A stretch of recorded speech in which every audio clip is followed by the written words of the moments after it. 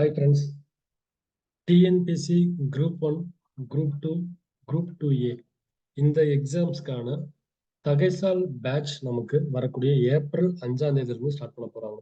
So இந்த பேட்ச்க்கான calls எப்படி handle பண்ணணும், அதே போல பார்த்தீங்கன்னா என்னென்ன மாதிரி என்கொயரிஸ் ஸ்டூடெண்ட்ஸுக்கு ஃபேஸ் பண்ணுவோம் அப்படிங்கிறத பற்றி பார்க்கணும். ஃபர்ஸ்ட் இந்த எக்ஸாம் பற்றி தெரிஞ்சுக்கணும். டிஎன்பிசி குரூப் 1, குரூப் 2, 2A சர்வீஸ்க்கான எஜுகேஷனல் குவாலிஃபிகேஷன் அப்படிங்கிறது பேசிக்கா ஒரு டிகிரி முடிச்சிருக்கணும். ஓகேங்களா? ஸோ கிராஜுவேட்டா இருந்தா இந்த எக்ஸாம்ஸை அப்பியர் பண்ணலாம். ஃபர்ஸ்ட் விஷயம். அதுக்கடுத்து பார்த்தீங்கன்னா இந்த எக்ஸாம் எப்போ வரப்போகுது அப்படின்னு பார்த்தீங்கன்னா, ஆஸ் பர் டிஎன்பிசி கேலண்டர்ல என்ன பண்ணியிருக்காங்கன்னா, மார்ச் மாசம் எக்ஸாம்ஸ் அனௌன்ஸ் பண்ணி ஜூன் மாசம் பார்த்தீங்கன்னா எக்ஸாம் ப்ரிலிம்ஸ் நடத்த போறதா சொல்லியிருக்காங்க. ஓகேங்களா? ஸோ மார்ச் மாசம் எக்ஸாம் வரப்போகுது, அனௌன்ஸ் பண்ண போறாங்க. நமக்கு ஜூன் மாசம் ப்ரிலிம்ஸ் நடத்த போறோம்னு சொல்லி கேலண்டர்ல போட்டிருக்கு. இந்த டேட்டை ஞாபகம் வச்சுங்க. ஸோ அடுத்து நம்ம ஏப்ரல் ஃபர்ஸ்ட் வீக்ல நம்ம இதுக்கான கிளாஸ் ஹேண்டில் பண்ண போறோம். ஓகேவா? ஸோ இப்போ என்னென்ன டவுட்ஸ் கேட்பாங்க அப்படின்னு பார்த்தீங்கன்னா, ஸ்டூடெண்ட்ஸை பொறுத்த வரைக்கும் என்னென்ன போஸ்டிங் இருக்கு குரூப் 1 அப்படின்னு பார்த்தீங்கன்னா, deputy collector, deputy superintendent of police, assistant commissioner, இந்த மாதிரி ரொம்ப superior post, high profile post எல்லாமே குரூப் 1ல கவர் ஆகும். இதுக்கான எஜுகேஷன் குவாலிஃபிகேஷன்ங்கிறது ஆல்ரெடி சொன்ன மாதிரி பேசிக்கா ஒரு டிகிரி முடிச்சதாலே போதும். ஓகேங்களா? அது தெரிஞ்சுக்கும். அடுத்து பாத்தீங்கன்னா இந்த போஸ்டிங்கான ஏஜ் லிமிட் என்னென்ன அப்படின்னு பாத்தீங்கன்னா, மேக்ஸிமம் கொடுத்துருக்காங்க பாருங்க. மினிமம் ஒரு டிகிரி முடிக்கும் அப்படிங்கும் போது 21 இயர்ஸ் நமக்கு கம்ப்ளீட் ஆகும். ஓகேவா? ஸோ 21 இயர்ஸ்ங்கிறதா மினிமம் ஏஜா இருக்கு.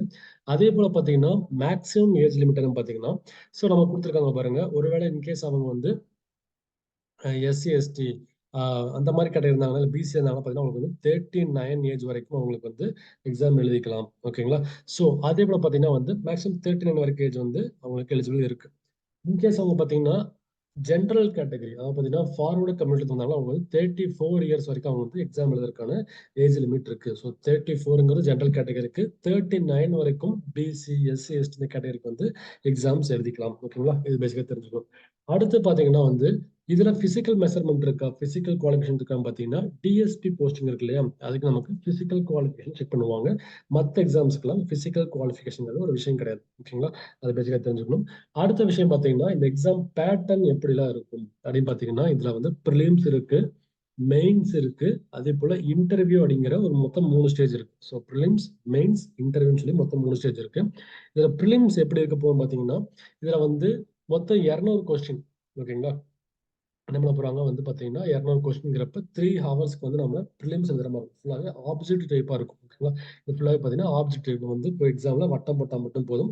3 ஹவர்ஸ்க்கு எக்ஸாம் இருக்கும். 200 கொஸ்டின், ஒவ்வொரு கொஸ்டினுக்கும் 1.5 மார்க். மொத்தம் பாத்தீங்கன்னா 200 கொஸ்டினுக்கு மொத்தம் 300 மார்க்ங்கிறது இருக்கும். ஓகேங்களா? இது தெரிஞ்சுக்கணும் பேசிக்கான விஷயம். இதுல பாத்தீங்கன்னா என்ன இருக்குன்னா, உங்களுக்கு ஜென்ரல் ஸ்டடிஸ் இருக்கும். அதாவது நமக்கு ஹிஸ்டரி, ஜியாகிரபி இதெல்லாம் படிக்கிறோம் இல்லையா, ஜென்ரல் ஸ்டடிஸ் இருக்கும். அதே போல பார்த்தீங்கன்னா மேக்ஸ்ங்கிறது கம்பல்சரி உங்களுக்கு 25 கொஸ்டின்ஸ் இருக்கும். மொத்தம் 200 கொஸ்டின், ஒரு கொஸ்டினுக்கு 1.5 மார்க். ஸோ மொத்தம் பார்த்தீங்கன்னா 300 மார்க்ங்கிறது உங்களுக்கு ப்ரிலிம்ஸ்க்கான டீட்டெயில்ஸாக இருக்கு. அடுத்து பார்த்தீங்கன்னா மெயின்ஸுக்குள்ள போயிட்டீங்க அப்படின்னு நம்புவாங்க. கண்டிப்பா தமிழ் கட்டாய தேர்வு ஒன்று இருக்கு. ஓகேங்களா? ஸோ ஏன்னா மற்ற ஸ்டேட்காரங்க எக்ஸாம் எழுதி நம்மளுடைய வேகன்சியை ஆக்குபை பண்ணக்கூடாதுங்கிறதுக்காக என்ன பண்ணியிருக்காங்க, தமிழ் கட்டாய தேர்வு கொடுத்துருக்காங்க. இதுல என்கொயரி என்ன வரும் பாத்தீங்கன்னா, சார் நான் இங்கிலீஷ் மீடியம் தான் படிச்சிருக்கேன், எனக்கு தமிழ் அவ்வளவு ஃப்ளூயண்டா வராது அப்படிங்கிற மாதிரி சில என்கொயரிஸ் இருக்கும். அப்ப என்ன பண்ணுங்க, ஆக்சுவலா தமிழ் தகுதி தேர்வு தான். ஓகேங்களா? தமிழ் எலிஜிபிள் டெஸ்ட்ங்கிறப்போ ரொம்ப பேசிக் கொஸ்டின்ஸா இருக்கும்.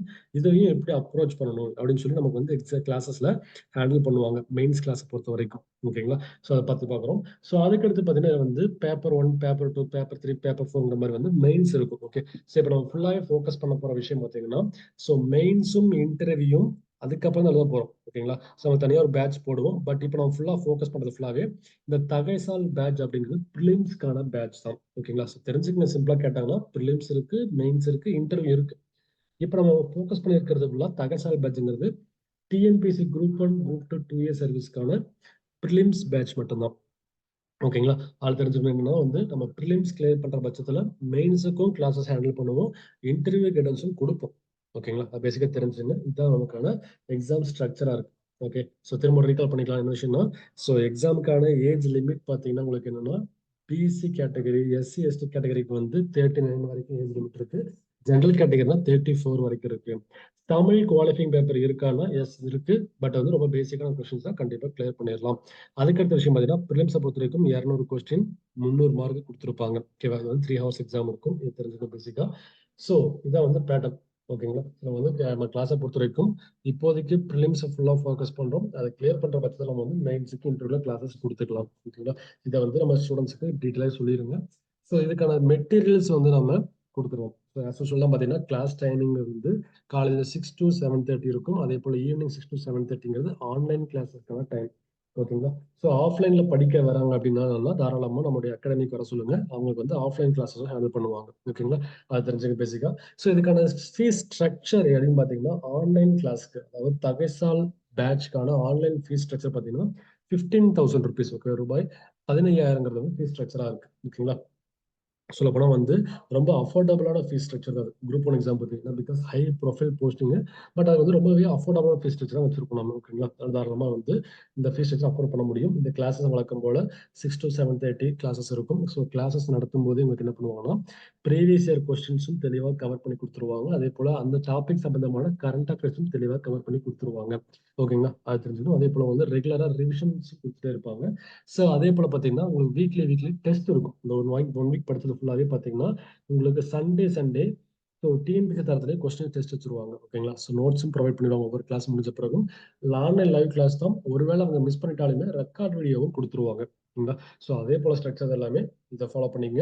ஏதாவது டவுட் இருந்தால் தாராளமாக நம்மளுடைய சாருக்கோ இல்லாட்டி என் நம்பரும் வந்து கொடுத்துட்டு நீங்கள் கான்டாக்ட் பண்ண சொல்லுங்க. இல்லாட்டி வந்து நீங்கள் அந்த கொயரி கேட்டு சொல்லிட்டு எங்களுக்கு ஃபார்வர்ட் பண்ணுங்க. நம்ம கண்டிப்பாக சால்வ் பண்ணிக்கலாம். ஓகேங்களா? ஸோ நம்ம அகாடமி முக்கிய நோக்கம் பார்த்தீங்கன்னா ஸ்டூடெண்ட்ஸ் வெல்ஃபேர் தான் ஃபர்ஸ்ட் விஷயம். ஓகேங்களா?